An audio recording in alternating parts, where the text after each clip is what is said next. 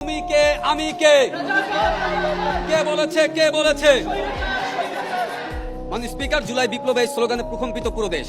16 বছরে আওয়ামী ফ্যাসিস্ট ক্ষমতার ভিত নাড়িয়ে তাসের ঘরের মতো পতন ঘটায় আওয়ামী শাসকদের। তখন প্রধানমন্ত্রীর প্রস্তাব কি সামান্য নাকি জঙ্গি তকমা দিয়ে আওয়ামী লীগ সরকার ক্ষমতায় টিকেছিল। কথাটি অনেকটা পুতুল খেলার মতো মনে হয়। মানে স্পিকার, প্রতিপক্ষ আওয়ামী লীগ কেবল জঙ্গি তকমা দিয়ে স্বৈরাচারী শাসন চালিয়েছে, হয়তো জঙ্গি বা আওয়ামী লীগ সরকারও এই কথা বিশ্বাস করে না। মানে স্পিকার, যতটা বিশ্বাস নিয়ে আজকে আপনারা বলছেন। ধন্যবাদ মানে স্পিকার আজকে আমাকে ছায়া সংসদে ফ্লোর প্রদানের জন্য।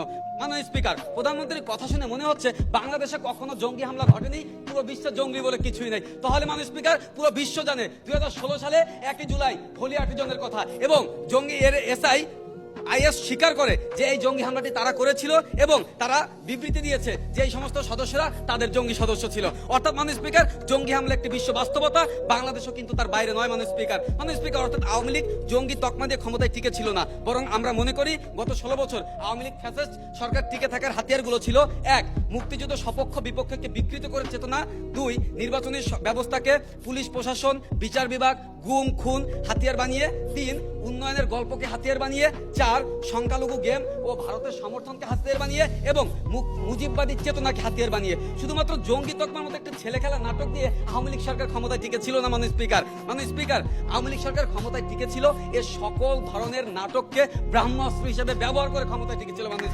মানে স্পিকার 16 বছর বিগত 16 বছর আওয়ামী শাসকদের মূল বয়ান ছিল মুক্তিযুদ্ধ সপক্ষ বিরোধী, মুক্তিযুদ্ধ বিপক্ষ বিরোধী। মানে স্পিকার, বিরোধী সব দলকে রাজাকার ট্যাগ দিত, মুক্তিযুদ্ধ বিরোধী দেশ বিরোধী ট্যাগ দিত। মানে স্পিকার, হামলা মামলা বিচারের নামে প্রতিপক্ষকে নিঃশেষ করাই হাতিয়ার ছিল মুক্তিযুদ্ধের ট্যাগ।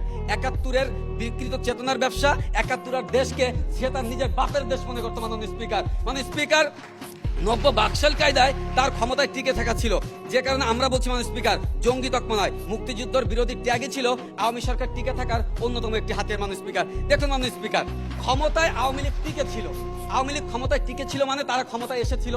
ক্ষমতায় কিভাবে এসেছিল? মানে স্পিকার, পুলিশ লীগ, আমলা লীগ, ব্যবসা লীগকে হাতিয়ার করে 2014 সালে বিনা ভোটের নির্বাচনে, বিনা প্রার্থীর নির্বাচনে মানে স্পিকার তারা ক্ষমতায় এসেছে। মানে স্পিকার, 2014 সাল নির্বাচন, 18 সাল নির্বাচন। আমাদের মানে প্রধানমন্ত্রী শেখ হাসিনা বলতেন তিনি খুব ইসলামিক মাইন্ডের, ধর্মীয়। এই জন্য আমাদের ধর্মে একটা কথা বলেছেন, আল্লাহ তাআলা বলেছেন যে নিশিরাতে যে দোয়া করা হয় সেই দোয়া কবুল করা হয়। এজন্য তিনি 2018 সালে নির্বাচন করেছেন নিশিরাতে, দিনের বেলায় কোনো ভোট হয়নি। মাননীয় স্পিকার, যাতে তার নির্বাচনে সে আসতে পারেন স্পিকার। এবং 24 সালে আমিডামি নির্বাচনেও সে একইভাবে পুলিশ লীগ আমলা লীগকে হাতিয়ার বানিয়ে নির্বাচনে এসেছে। মাননীয় স্পিকার, আর একটি কথা আছে, দিল্লি না ঢাকা, কারণ কি মাননীয় স্পিকার, আওয়ামী লীগ সরকারের খুঁটির মেইন জড়ি ছিল ওই দিল্লি। মাননীয় স্পিকার, ওই দিল্লির প্রেম। মাননীয় স্পিকার, ক্ষমতা ভারতের প্রেম ফ্যাসিস্ট হাসিনা বলেছিল যে আমি ভারতকে যা দিয়েছি সারা জীবনেও তা মনে রাখতে পারবে না, এবং এজন্যই কি যে দিয়েছিল আল্লাহ পাকি ভালো জানেন।